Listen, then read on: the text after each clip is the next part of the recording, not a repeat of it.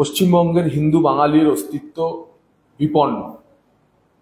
যেভাবে ধুলিয়ান, জাফরাবাদ, শামশেরগঞ্জে বেছে বেছে হিন্দু বাড়িগুলিকে চিহ্নিত করে জেহাদি শক্তি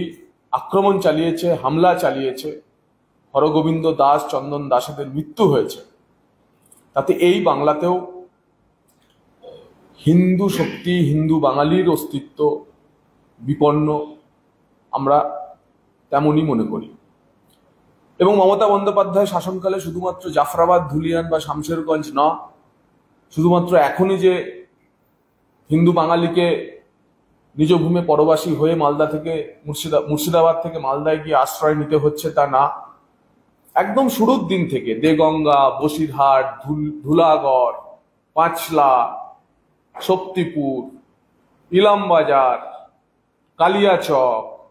এবং অধুনা বেলডাঙ্গা, পাটিকাবাড়ি, মোথাবাড়ি এবং তারপর শামশেরগঞ্জ, পর পর পর পর এই ধরনের দাঙ্গায় হিন্দু বাঙালিকে বাছাই করে তাদের হত্যা করা হচ্ছে, তাদের ঘরবাড়ি লুট করা হচ্ছে, অগ্নিসংযোগ করা হচ্ছে। তাই হিন্দু বাঙালির অস্তিত্ব রক্ষার এই লড়াইয়ে এবং রাজ্যের আইন শৃঙ্খলা সম্পূর্ণরূপে ভেঙে যাওয়ার যে পরিস্থিতি তৈরি হয়েছে, এমন একটি পরিস্থিতিতে ভারতীয় জনতা পার্টির পশ্চিমবঙ্গ শাখার ভারতীয় জনতা যুব মোর্চা মুর্শিদাবাদ চলো যাত্রার আহ্বান করছে। আগামী 7 দিনের মধ্যে এই যাত্রা কলকাতা থেকে শুরু হবে এবং কয়েক হাজার বাইক নিয়ে যুব মোর্চার কার্যকর্তারা অকুস্থলে ওই হরগোবিন্দ দাস এবং চন্দন দাসের যে গ্রাম, সেই গ্রামে বাইক নিয়ে পৌঁছাবে এবং হিন্দু বাঙালিকে জাগরণের এই কার্যক্রমে তাদের একটাই বার্তা থাকবে যে যেভাবে পাহেলগাঁওতে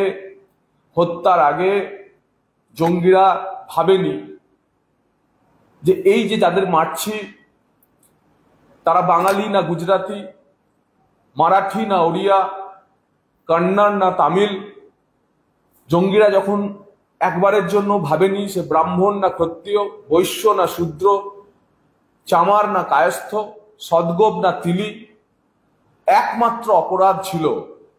যে তারা জন্মেছিল হিন্দু হয়ে। এবং এটা বিজেপি বলছে না, ওই যে পর্যটক সারা দেশের বিভিন্ন প্রান্ত থেকে গেছে এই হত্যালীলা সাঙ্গ হওয়ার পর, তাদের নিকট আত্মীয়রাই বলছে যে ধরে ধরে কেউ পরিচয় বলতে অস্বীকার করলে তাদের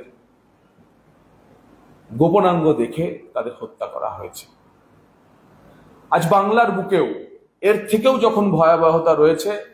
তখন পশ্চিমবঙ্গের ভারতীয় জনতা পার্টির যুব মোর্চার কার্যকর্তারা